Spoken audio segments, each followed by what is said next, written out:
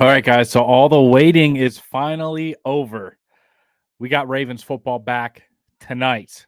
The Ravens kick off their first preseason game against the Philadelphia Eagles, who's got some very young talent. And so it's going to be fun to see our young talent go against their young talent, especially a lot of these rookies. We're going to talk about our top five things to look for tonight's game, some, roster battles and more. We're going to hit on those. So I hope you guys are doing well. We don't usually do live streams around this time, but we are off right now. Shout out to Cicada Mouthwash. Nice name, Zach, Delina, and Mario. Banana Memes. What's up, guys? Thanks for tuning in at 11:30 on a Friday. I hope you guys are fired up for some Ravens football tonight. Shout out to Ravens Flock. Cicada Mouthwash, because you were the first one in here. He says, let's go Ravens. All right. So let's look at our top five things we're looking for tonight's matchup, because there's a lot to talk about. All right, here we go. Number one, Andrew Voorhees. He's going to get some real runtime tonight at left guard. And I want to know, can he solidify this spot? Because the reports are he looks great in practice. He looks great in OTAs. He learned a ton whenever he essentially he sat out during the year after that ACL tear that he had at the combine, then still managed to get up and bust out 38 reps on the bench. Michael Pierce and other defenders have said Andrew Voorhees is going to be really good. So now we get to see it in live game action, how good that's going to be. Can you go ahead and solidify that left guard spot? That's one of my biggest questions. Next up, David Ojabo and the pass rush. So David Ojabo, second round pick from a few years ago. He's battled injuries all throughout his career. But remember that David Ojabo was projected to be a first round pick, a top 15 type of pick, before he had that Achilles tear. I think it was at his pro day. So don't sleep on his talent, his upside, his explosiveness. He's got real natural bend and pass rush get off. His first NFL sack was a strip sack. He also got a sack last year in week 1 versus CJ Stroud. And then he's constantly dealt with injuries ever since. But he's not the only guy that I'm going to be looking for on the pass rush. I'm also looking at guys like Tavius Robinson, because there's going to be some real snaps that were lost due to Jadeveon Clowney leaving to Carolina to go play with the Panthers in free agency. So there's a lot of open snaps. We were also looking forward to a guy like Malik Ham, but he had that season-ending knee injury. So who's up next? We got David Ojabo. This is one of the guys I'm going to have my eye on tonight. Can he get a sack? Can he get, disruption? And Tavius Robinson, I'm looking at as well. We lost both Jeremiah Moon and Malik Ham. Jeremiah Moon went to Pittsburgh. Malik Ham, he had a big balling out of a preseason last year and then got hurt. So it stinks. But David Ojabo in this pass rush, I'm going to be looking forward to tonight. They're going to get a lot of snaps. Tavius Robinson, David Ojabo, and then the undrafted free agent rookie that I'm looking at as well is Joe Evans, who's been making some plays in training camp and had a ton of production in college. Eli Butler, shout out. He says, locked in from Washington State. Flock Nation, baby. Banana Memes. I think he's going to be a really solid player. We got Van Noy back, says Banana Memes. Thanks for all the updates. Yeah, man, I love doing this. So let's go ahead. Let's go into our next takeaway, what we're looking at for tonight's preseason action versus the Philadelphia Eagles. Roger Rosengarten. So number one, if you guys are just tuning in, we got, Andrew Voorhees. We also we talked about the pass rush with David Ojabo. Some of these guys we're looking forward to. At number 3, we got Roger Rosengarten. Now, this could be a really pivotal piece to not only the offense but the team as a whole this season. If Roger Rosengarten is able to end up carving out a complete starting role and locking down that right side, then the Ravens absolutely crush their second-round pick and have a future protector on the right side for Lamar Jackson. These preseason reps you are going to get are going to be very valuable because the Eagles have some young pass rushers that are going to test him tonight. And I want to know, can he start well enough? Can he play well enough to go out there and get the nod over Patrick McCarry? Patrick McCarry at right tackle right now is listed as the right tackle 1. He has more experience, so he's trusted a little bit more by the coaching staff. But Roger Rosengarten has an opportunity as a drafted right tackle with a ton of talent that the Ravens liked, the second-round pick, to go out there and get a starting job. Little reminder, the Ravens have not hit a lot of their second-round picks lately. David Ojabo was a second-round pick. J.K. Dobbins, I know he would have been a hit if he wasn't, injured. You can look back at a lot of second-round picks, and they haven't worked out for the Ravens. So if Roger Rosengarten can be that guy that works out in the second round, that would make my season. Roger Rosengarten, I want to see him locking down that right side and be our long-term starter. Can he get the nod over Patrick McCarry in week 1? That determines how well he plays tonight and the rest of the preseason. Up next, we got this wide receiver battle. It's very loaded. Devontae Walker, I'm specifically looking at. Can he take the top off the defense tonight? Can he get free? Even if, he doesn't catch a ball in stride or, it's underthrown or overthrown. I just want to see, can he run past someone? Can he get some separation? And how does he look on his other routes as well? That'll determine how much playing time he gets. How does he do in the run game as a blocker? And how does he, switch his hips and some other routes, some hitches, some posts, different types of routes where he's not just running a go vertical type of route. We got shout out to Son. Let's go Ravens from Italy. Who's got their jerseys on? I got the Mark Andrews jersey right down here ready. I also got the Roquan Smith back here, the signed one, signed Andrews down here. I'm fired up for tonight, man. We finally have Ravens football back. Let's blow the Eagles out. Go Ravens, looking for the win. I was watching some preseason last night, and they were talking about how a lot of times when teams win consistently in preseason, it's not because, they say preseason doesn't matter, but it's such an indicator of how well your team is built depth-wise. Because the guys that get the majority of the playing time are undrafted free agents, rookies, vets, like guys that are depth on your roster. So the fact that the Ravens win consistently in preseason shows how good their depth is, and I'm looking forward to see how it's tested tonight. But back to the wide receivers, Devontae Walker. Here's their wide receiver depth chart, by the way. So wide receiver 1, Zay Flowers, 2, Bateman, 3, Aguilar. They got Devontae Walker listed as the 4th, Tylan Wallace as the 5th. We got Russell Gage. So our top 6 wide receivers right now, according to ESPN's depth chart, is these 6 right here. Now, will the Ravens keep 7? Remains to be seen. But Deontay Hardy was brought in as a free agent to probably take the starting kick returner role with the new kick return rules. That's why he was brought in. Sean Ryan's made a ton of plays in camp.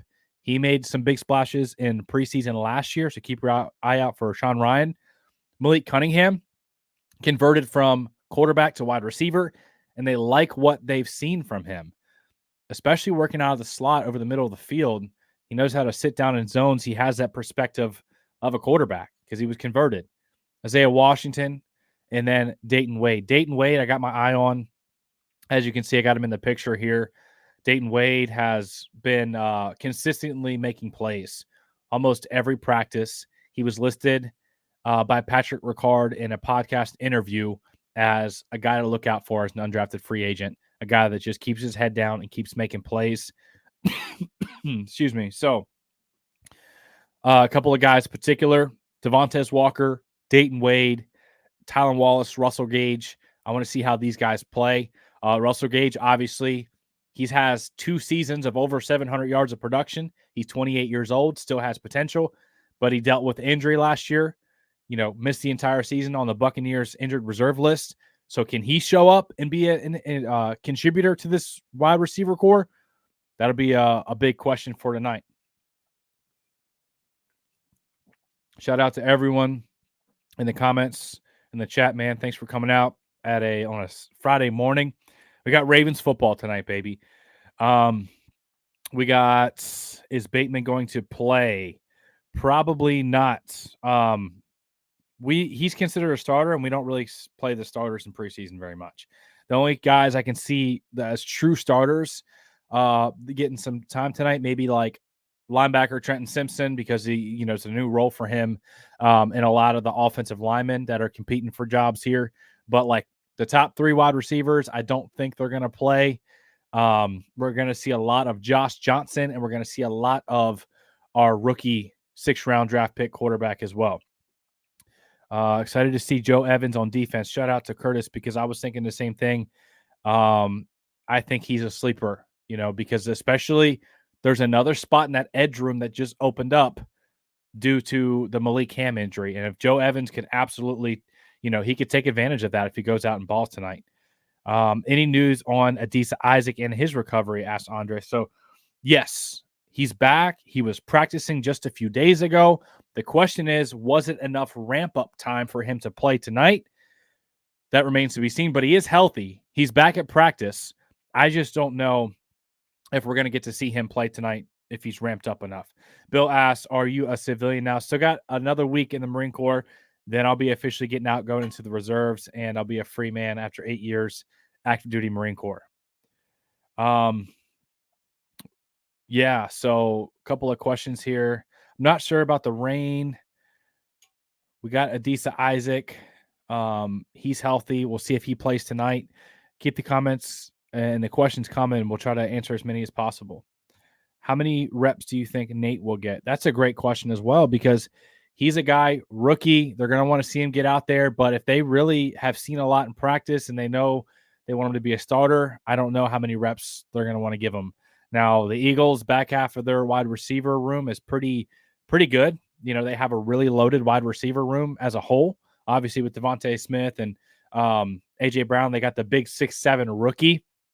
Man, what's his name? You guys will have to remind me.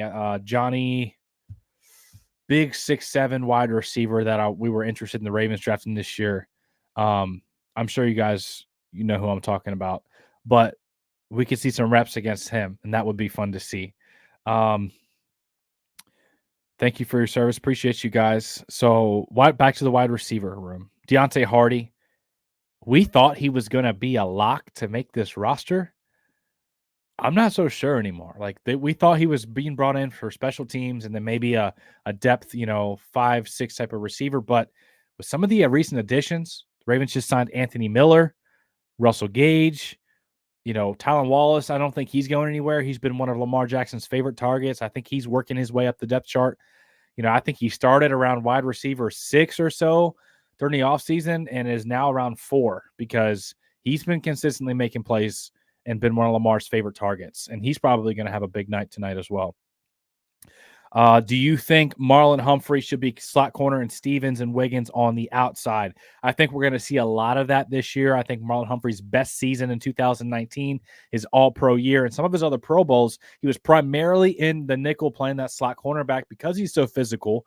He can run downhill. He's closer to the line of scrimmage in the middle of the field. He had all those punch-outs. Remember the fruit punch thing?